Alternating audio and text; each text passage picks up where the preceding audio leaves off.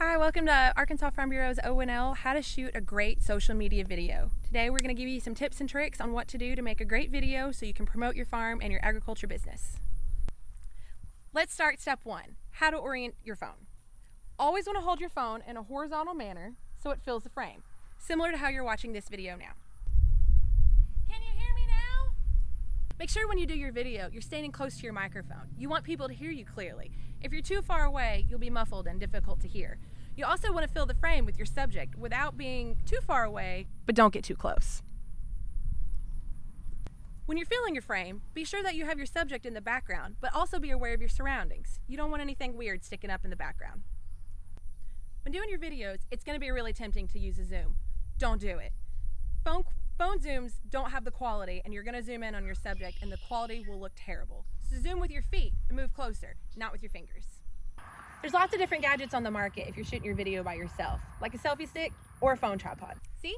Easier to hold, more stability, and better angles. It's okay if you mess up or flub your words. It's okay if you mess up. Just take a second and start over. Everything will be fine. Take a couple seconds before you start your video and also before you stop, so you have plenty of space on the end and it's not an abrupt ending. If you're not comfortable recording yourself, you can always just film your subject and narrate behind it. Just focus on your subject and explain to the audience what they're seeing. Think of an interesting place to film your video, like in the field or in the cab of your truck. Be aware of your background. Try to choose a quiet place to record your video. Choose a quiet place to record your video. Stand further away from the source of the noise. You can still show what's going on, but not cause as much of a distraction. Lighting matters. Consider the angle of the sun and where your shadows are falling. You don't have to stare directly into the sun. Just make sure it's not directly behind you either. If you don't have a tripod and you don't want to hold your phone, you can always set it up on the hood of your truck or tractor using some rocks or things you find on the ground. If you're shooting a video to send to Farm Bureau, we'll edit it for you. But if you're editing on your own, there's many apps you can download for free directly to your phone. Now that you've got your video recorded, let's talk about how to get it onto your social media page. Follow along as we tell you how. Okay, so now you have your photo or videos. What do you do with them? Today we're going to talk about how you can post them on your social media. Once you end your video, it will automatically be saved on your camera roll of your phone, along with your photos. If you've taken it on your camera, you'll need to upload these photos to your device.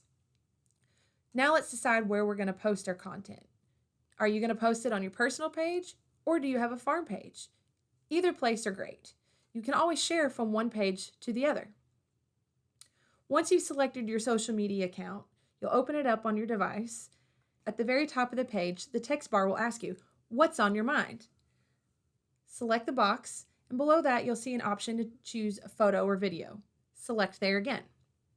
Facebook is now going to ask you if it can have access to your cameras and your photos. You'll want to say yes so it can access your content.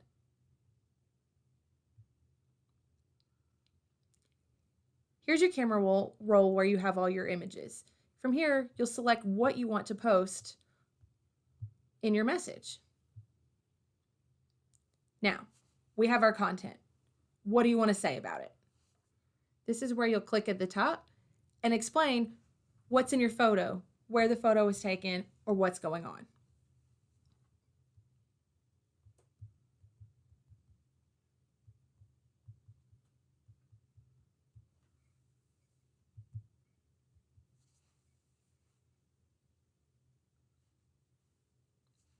So now we have our photo and we have our caption. This happens to be Watermelon Month. From here, you're ready to post. All you do is go to the top corner of the screen and select Post.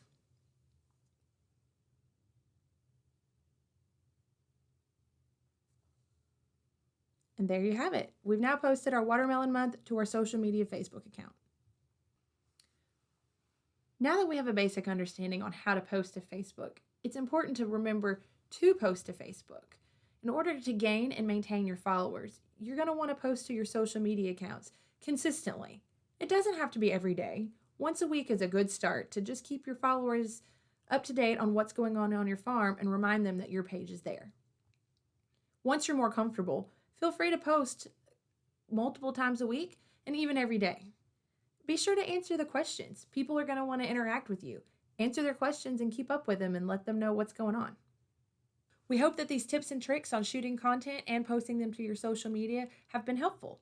Remember, social media can be as complicated or as simple as you want it to be. There are lots of platforms out there, and they're all there to help you tell your story.